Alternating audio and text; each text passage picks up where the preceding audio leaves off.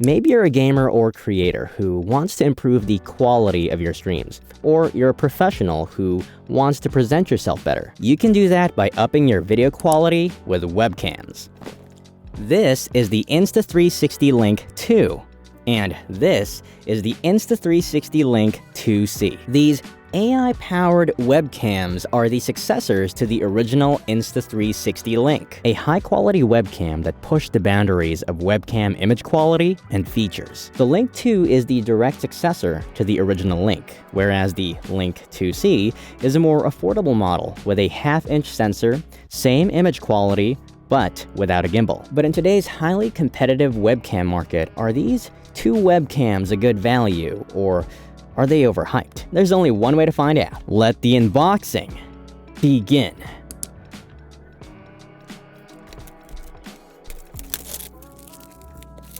Starting with the Link 2, what is inside? Ooh, Insta360 has some of the best packaging. Look at how small that is. Superior audio awaits. And here, oh, that is heavy. It says, place webcam in the center of the base. That is a thick manual. Ooh, we love stickers. That is a Type A to Type C adapter. And that is a well-packaged C to C adapter. This has got to be one of the best unboxing experiences I've had for a webcam in a while. Very Apple-esque experience. Let's peel this.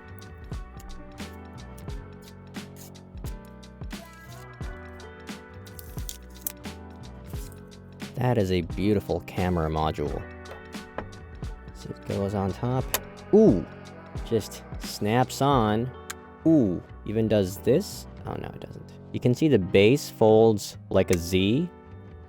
There's a flap over here. Let's try the magnet here. Ooh, that is tight. You can flip it upside down, flip it to the side. It won't just come off. Trying to hit it accidentally, that is a strong magnet. And this weighs 110.4 grams. 64.6 of those grams come from the base. Love that design. Now the Link 2, very similar. Ooh, that is a very bottom-heavy webcam. Can't tell if this is webcam or a hard plastic. Try to connect it to the magnet. Ooh, ooh. The grip isn't super strong, but parts of the gimbal are latching onto the magnet. Definitely a metal gimbal. Again, I'm really impressed with the build quality. It's got a touch bar.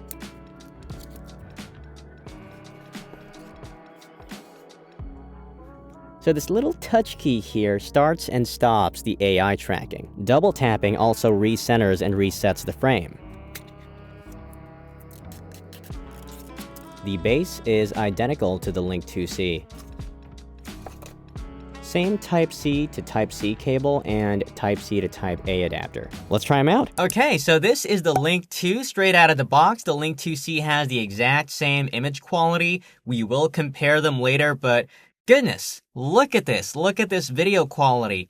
We are recording in 4K 30 FPS using the Insta360 Link controller app, and I am impressed because I already recorded this review prior to a firmware update, and at that time my audio would lag behind the video. And it tends to be normal that audio lags behind video when the video is in 4K. And somehow Insta360 was able to do this both on the Link 2 and the Link 2C, which I'm using right now. See, I told you, exact same image quality. Let's do a quick side-by-side comparing the Link 2C and the Link 2 with my MacBook Air's webcam.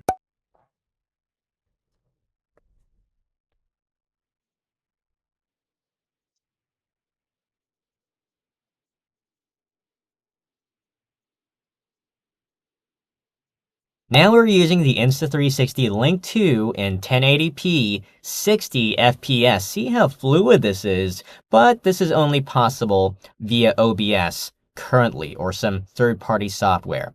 However, Insta360 does say that they plan to add this in their native app in the future. On the Link 2, let's do a quick autofocus test. Now, both the Link 2 and the Link 2C have PDAF, or Phase Detect Autofocus. This is the same autofocus technology that you would find in a modern mirrorless camera. And all that means for you is that it's got very snappy autofocus. Take a look at this. Now let me take it out, put it back on, take it out.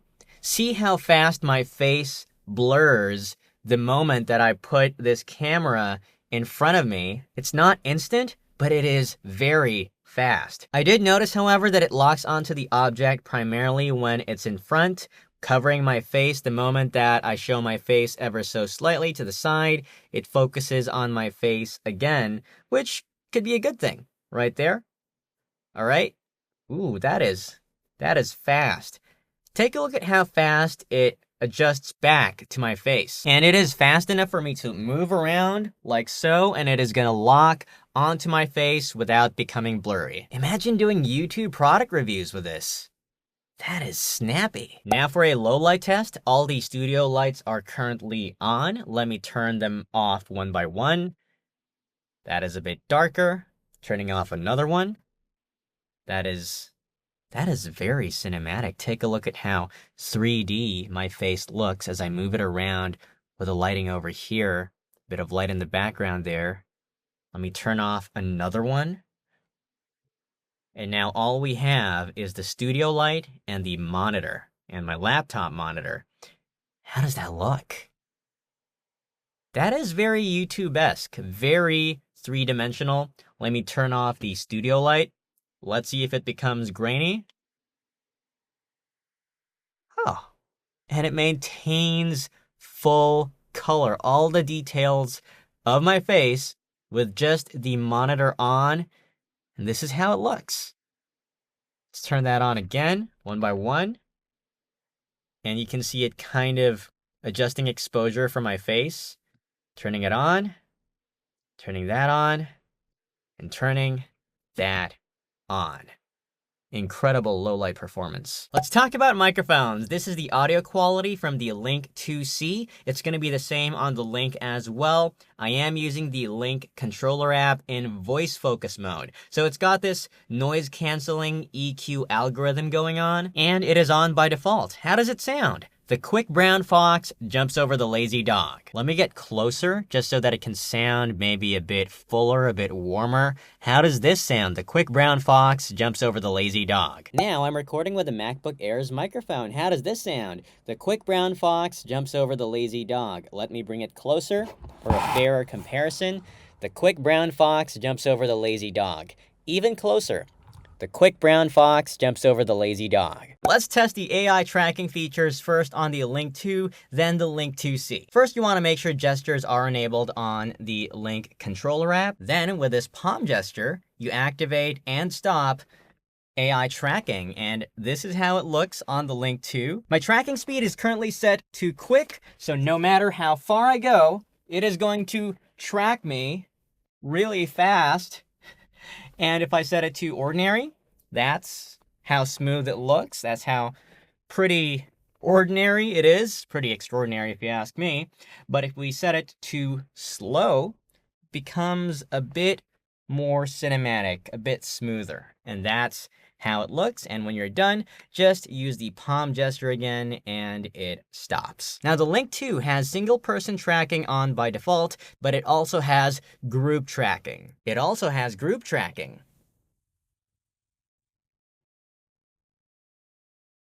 Now take a look at the super cool tracking feature called Pause Track Area. And this is only on the Link 2. Let's go to Pause Track Area, go to Settings, click to automatically capture panorama, and watch what happens. The Link 2 is capturing a panorama of my studio, stitching these images side by side.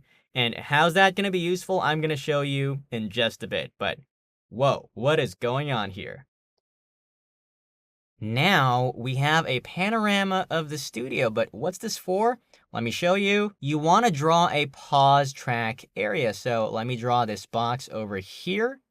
I'm going to put it right here in my default position. And let's click that check mark. Actually, let's move that to somewhere here in this corner of the sofa. And I'm going to close that. So with AI tracking enabled, it is following me. We've seen this already. I'm going to stand up. Still following me. Still following me.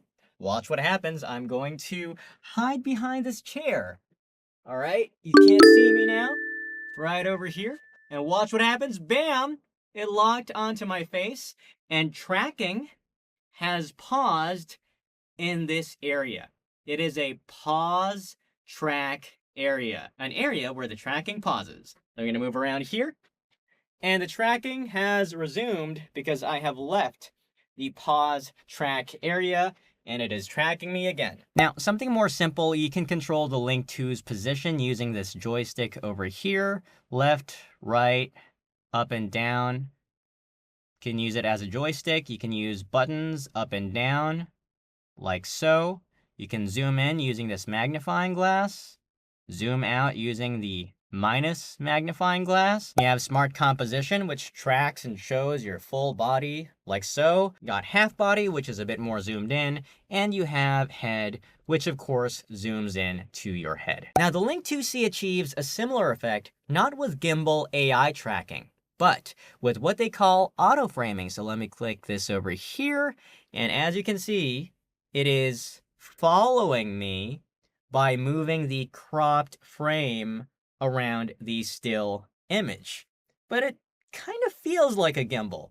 It is essentially achieving a gimbal-like effect without the mechanical parts to do it. And only the Link 2C has auto framing. The Link 2 does not have auto framing. Still on the Link 2C, we've already seen that the palm gesture enables the tracking on that webcam. Still following me. But we also have other gestures like this zoom out feature. You hold out this L, and you bring it down, and down, and down, and down. And when you bring the L up, it zooms in. Love this. And even with a maximum zoom, you can see all this detail on my face, even on the Link 2C. Now, another cool feature is Whiteboard Mode. If you don't have an actual whiteboard, both the Link 2 and Link 2C come with these whiteboard recognition markers that you can attach to some kind of surface, and that identifies this as a whiteboard. And the moment that you do this peace sign, take a look at what happens. It scans the area for a whiteboard, and it zooms in and corrects the angle to make it look flat. This is really interesting because the whiteboard is diagonal. It's about 45 degrees from my shoulders, but it makes it look like it's facing you. Very useful for presentations. Now, there's something that really surprised me here. Both the Link 2 and the Link 2C have access to a phone remote. So if you go to this section of the Link app, you can scan this QR code and that takes you to a website with these controls. And I thought this was going to be an app that you had to download onto your phone, but it seems to be operating via the browser. But it's incredible because it's super responsive. The moment I touch something here, say background blur, all of a sudden, bam, it applies. Right away, let me select natural bokeh. It's set to 60%. Let me drag that down. It went down. I'm dragging it up. And as you can see, it went up, and that is how it looks. Let's explore the rest of the settings on the Link 2C. Let's go to Effects. You can control the overall exposure. If this seems dark to you, you can set it to, say, 0.6 EV. See, that is a pinch brighter. You can even switch to manual focus. I don't know why you would do that. Manual white balance is there in case you want a cooler image or a warmer image. Of course, we got brightness. We got contrast if you want more punch. We can control saturation, and as if this weren't sharp enough, you can drag sharpness all the way up, becomes really sharp, or you can drag that down for a softer image. I actually really like the settings straight out of the box. Personally, I do like a bit more exposure, but to taste. Let's turn on HDR, and this is how HDR looks, and this is one of the few HDR effects on a webcam that I am actually digging. The exposure seems just right, the colors are vibrant. Some might prefer having it on, but you can have it off. Of course, you have anti-flicker. Let's take a look at the blur. So this is no blur. This is blur at 1%. That does not look like 1%, but we can drag it up. Yep. I would not use blur personally. I'm much more a bokeh type of person, so let's switch to bokeh. And this is supposed to mimic mirrorless cameras with their background blur. Let's take a look at that. Raise it ever so slightly. Oh, wow. Oh, wow. This is actually background blur that I might use on video calls. At 40%, it seems pretty convincing, pretty usable. I would add just a bit of exposure because a blurry background tends to mean more light coming in. I can see a tiny bit of warping at the edges, but you have to look very closely to notice. This is like the iPhone's cinematic mode, but I think it's really improved. Take a look at this section of my shirt. There's some weird stuff going on over here, but for the most part, it really looks convincing. Let's drag that up, say 100%.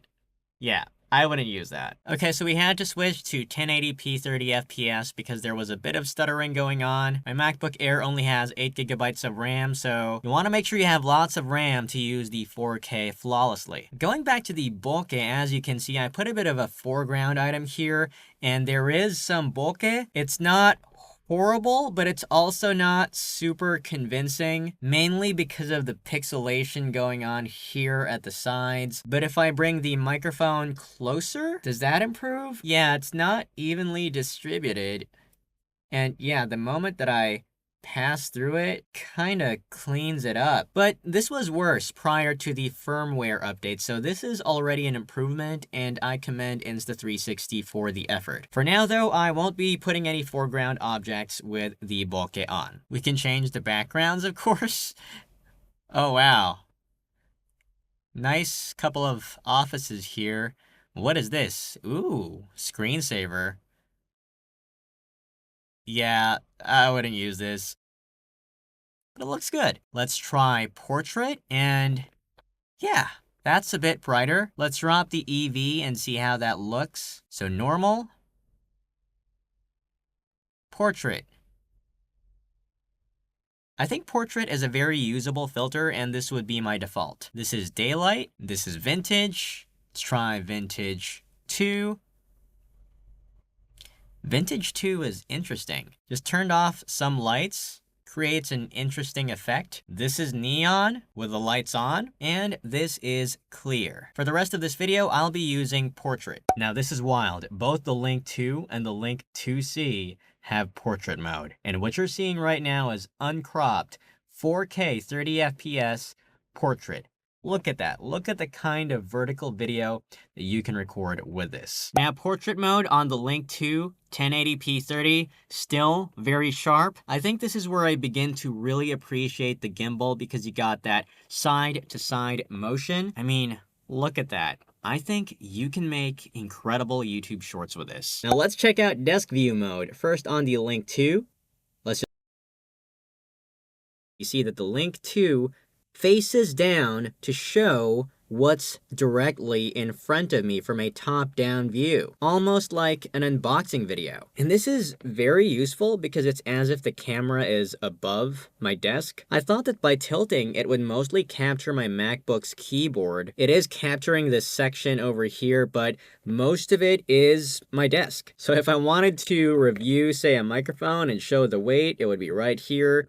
Would be visible, and it's not very readable from here. Maybe the angle is a bit more challenging for the camera, but hey, can use my phone, show it right here. Super easy to show anything on my phone. Now the Link 2C also achieves a similar result, but the method is a bit more cumbersome. You do have to tilt it on the tip of the laptop at an angle a bit more, and I did need to bend my laptop's monitor a bit to achieve this view. And if it helps, you can use this vertical correction slider, which changes the angle. For privacy mode, the Link 2C has this little slider over here, and bam, you are now invisible. The Link 2 achieves this differently. All you have to do is manually turn this down and you are hidden. You get this cute little message that says, taking a break, we'll be back soon. And it reminds you if your microphone is on. On the app, simply select mute. Another cool thing about the Link 2 is when you tap this little circle over here, you see this blinks. And that shows that it is now tracking you.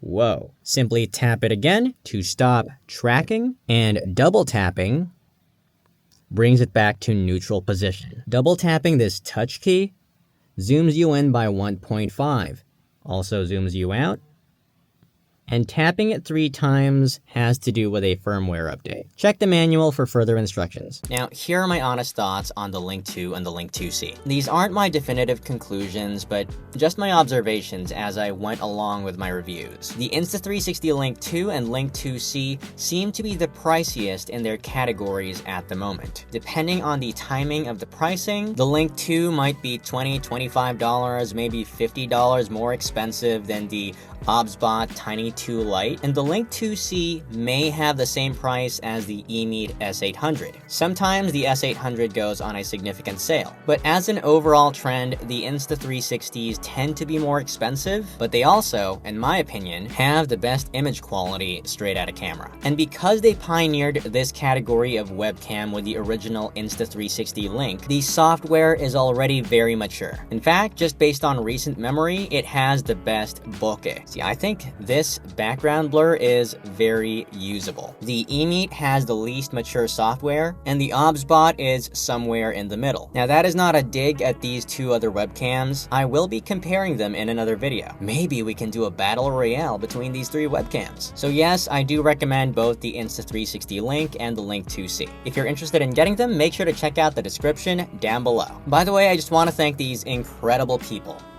Thank you. But we're not done yet. Make sure to check out this video.